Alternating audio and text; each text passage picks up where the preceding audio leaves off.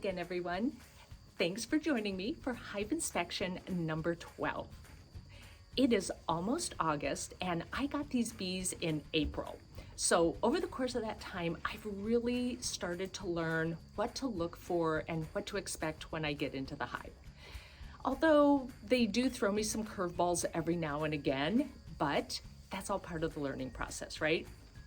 So today, I don't think I'm going to film the entire inspection. I'm going to focus more on taking some still shots and be able to enlarge those when I get back to the computer and see what I've got going on in some of those frames.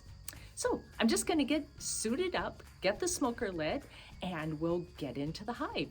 So thankful because it's actually cooled off. We have had some crazy high temperatures plus a drought. We have had very little rain for the past, I don't know, month and a half. We finally started getting some moisture. So I'm kind of in a race for time this morning because it's really overcast. Heard some thunder just a second ago. So I want to get into the hive before the storm actually starts and really makes the lady bees cranky.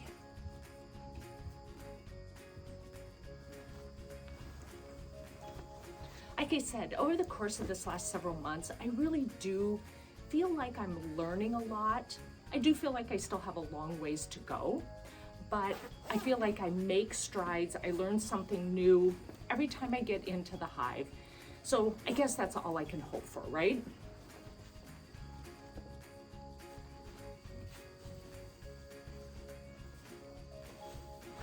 Again, I feel like I'm going into battle putting on all this protective gear.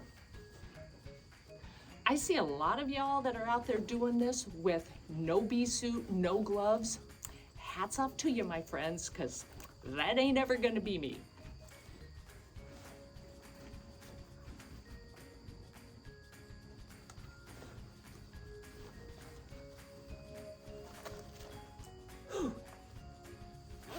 It's actually cool enough I might be able to dance a little bit in the bee suit today.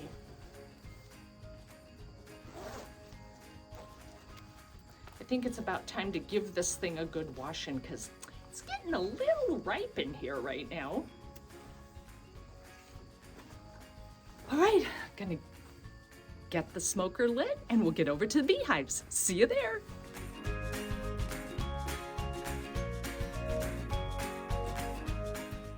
This is a frame that I put into that super without any foundation.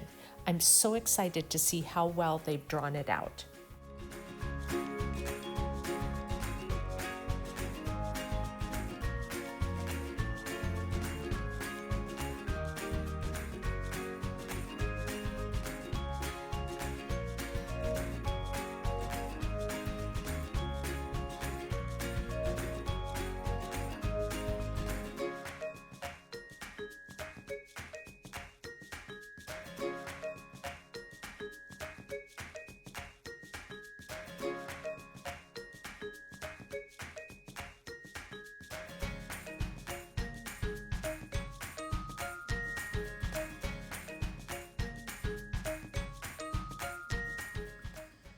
Okay, hive inspection number 12 is done.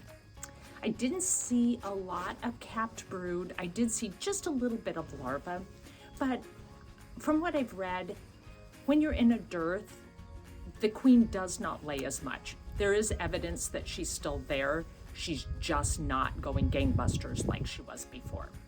The other thing is the honey super that I put on top was completely drawn out. Even that foundationless frame that I did was completely drawn out with comb. So I did pull those frames, replace them with some new frames of waxed foundation. All I'm trying to do, I'm still feeding them sugar water just to try to get them building some comb, and we are in a dearth. So I'm going to take those frames from the super and just put them in the freezer, and then at some point if I need to, I can feed it back to them starting in the fall. So I hope you enjoyed this video, and if you did, please give it a thumbs up and please, please, please hit the subscribe button. That'd help me out a lot. We'll see you in the next one. Bye.